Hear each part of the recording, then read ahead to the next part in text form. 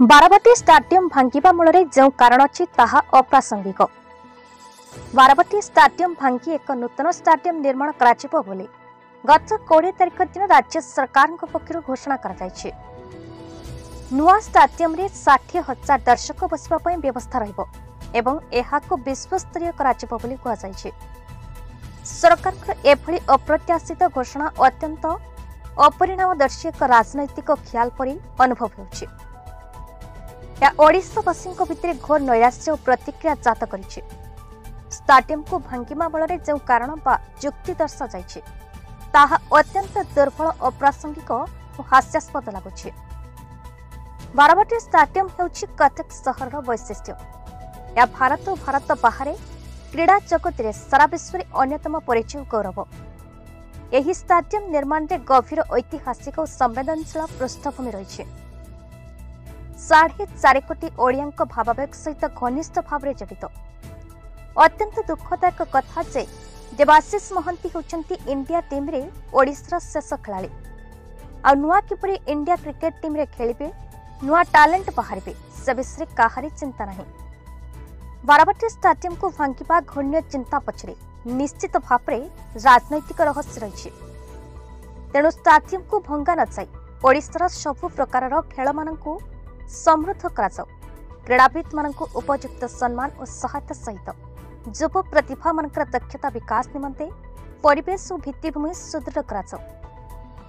कटक सहरवासी पक्षर सर्वोपरि ओडिशावासी पक्षर आमर दृढ़ दाबी बोली बाराबाटी कटक विधायक इंजीनियर मोहम्मद मोकिम यह एक सांबादिक सम्मेलन में प्रकाश करिसेंती।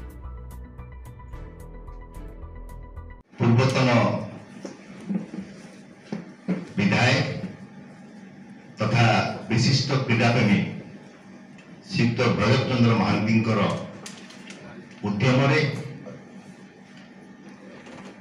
श्रीयुक्त हरिकृष्ण महता श्रीयुक्त विजु पट्टनायक समर्थन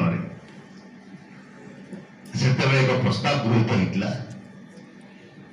कटक सहर से ऐतिहासिक स्थान में बारबाटी स्टाडियम निर्माण हम जहाँ सरकार से 1 लाख टका घोषणा करते किंतु सरकारी अर्थ आसीपार नथिबा हेतु कलिकतार इडन गार्डन को केबे भंगा जाए नहीं संप्रसारण कर परवर्ती अवस्था तार मूल स्ट्रक्चर को रखिकी 37,000 लोक बसिया व्यवस्था से विभिन्न अंचल विभिन्न स्टाडियम को संप्रसारण कर अनुरोध करूँ सरकार को जदि सरकार खेलर उन्नतिकरण चाहूँगी ताहले कटक एक अन्य स्थान कटक एक्सपेंशन होची त्रिशूलिया नहीं भुवनेश्वर पर्यंत विभिन्न स्थान डेवलपमेंट होची गोटे स्वतंत्र स्टेडियम करा जाऊ क्रिकेट स्टेडियम जहाँ सरकार चाहूँगी एवं बारबाटी स्टेडियम को सेहीपरि रखा जाऊ तार एक्सपेंशन तार रिपेयरिंग ता भितर समस्त